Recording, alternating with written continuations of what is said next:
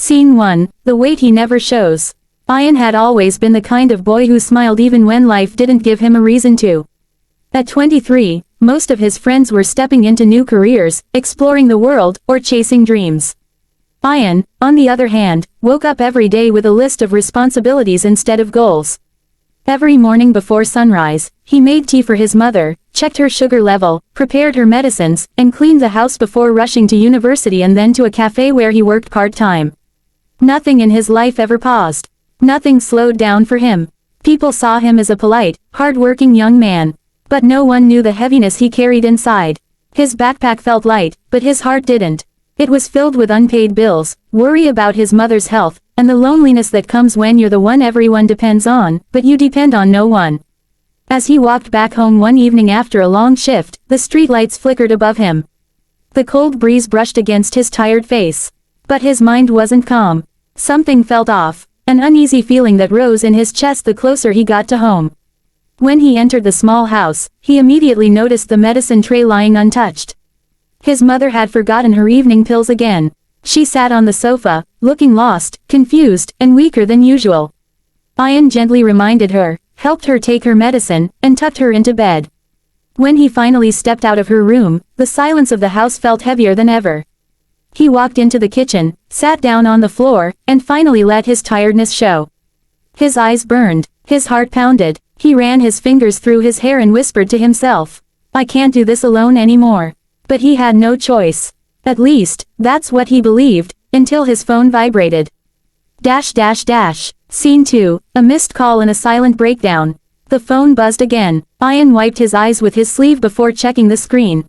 Zara, his childhood friend, the one person he never lied to, yet always tried to hide his pain from. It wasn't because he didn't trust her. He trusted her more than anyone, but because he didn't want to burden her with his problems. He let the call ring. He didn't have the energy to talk. But a minute later, a message popped up. I don't know why, but something tells me you're not okay. If you see this, just say you're fine or you're not. Either answer is okay. Ayan stared at the message for a long time. How does she always know? He typed, I'm fine, but deleted it. Then he typed, I'm not okay, but deleted that too. Instead, he sent nothing. But Zara, being Zara, didn't wait for a reply. A call came again. This time, he answered. Her voice was soft, but filled with concern. Ayan, talk to me. He tried to say he was okay, but the moment he opened his mouth, his voice cracked. Just one sound, and she understood everything. Zara didn't ask questions. She didn't ask, what happened? She didn't try to force anything out of him. She simply said, I'm coming. And she hung up. Sometimes, the people who truly care don't need explanations. They just show up. Scene 3, the friend who always knows. 25 minutes later, Ayan heard a familiar knock. When he opened the door, Zara stood there holding a bag of groceries, fresh bread, fruits, and medicines. Her hair was tied up, her face was serious, but her eyes were warm. She didn't say, why didn't you tell me? She didn't say, you should have asked for help. She didn't even comment on the tiredness on his face. She simply walked inside, placed the groceries on the counter, and said, let me help you. Ayan felt something loosen in his chest. For weeks, he had been holding everything together, trying to be strong for his mother, for his studies, for his job. He had forgotten what it felt like to have someone stand next to him and share the weight. Zara checked on his mother, cleaned the dishes, brewed tea, and began organizing the medicine schedule like she had done it 100 times before. You don't have to do all this, Ayan whispered. She looked at him and smiled gently. I know I don't have to.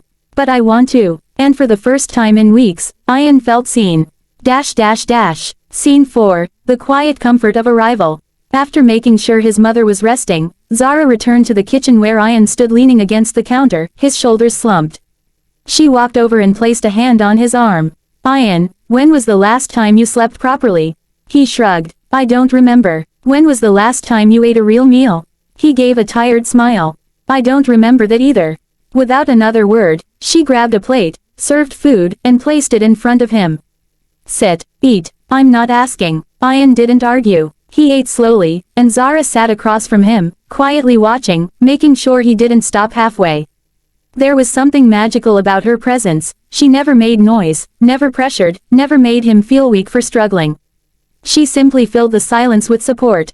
Sometimes the strongest comfort isn't loud. It's gentle. Scene 5, the night of truth. After dinner, the two stepped onto the rooftop. The night was quiet. Stars shimmered above them, the cool air carrying the scent of night-blooming flowers. Ayan sat on the edge while Zara wrapped her arms around herself to stay warm. For a while, neither spoke. Finally, Ayan broke the silence. Zara, I'm tired. I feel like the world keeps giving me battles I didn't ask for. My mom needs me. My father is away. The bills are piling up. My classes, my job, everything feels like it's crushing me. His voice shook. I pretend I'm fine. I pretend I'm strong. But inside, I feel like I'm drowning. Zara listened, not to reply, but to understand.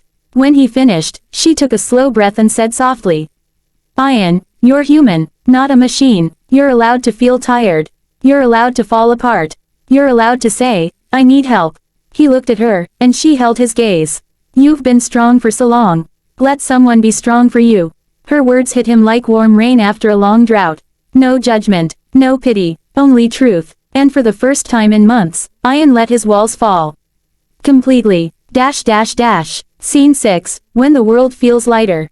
They spent hours talking. About his fears, his stress, his memories of trying to keep the house together when he was just a teenager. Zara listened to every word like it mattered, because to her, it did.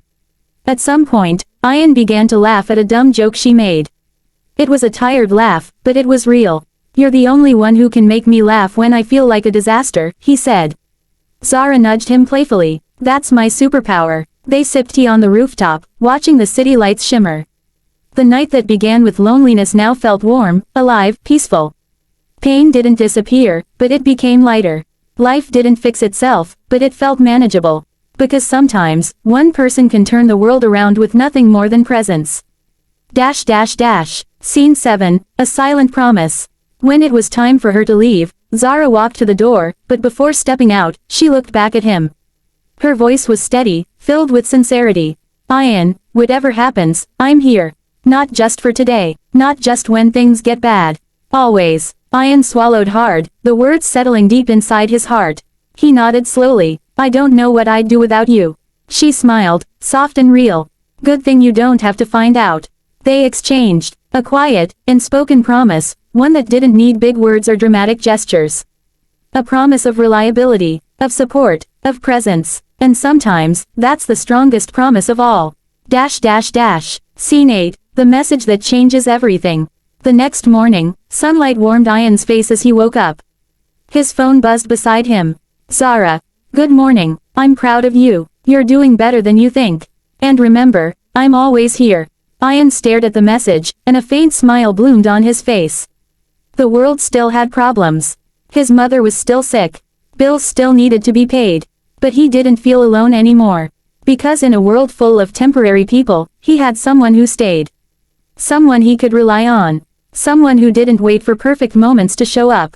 Someone who stood beside him when he needed it most. And that made all the difference.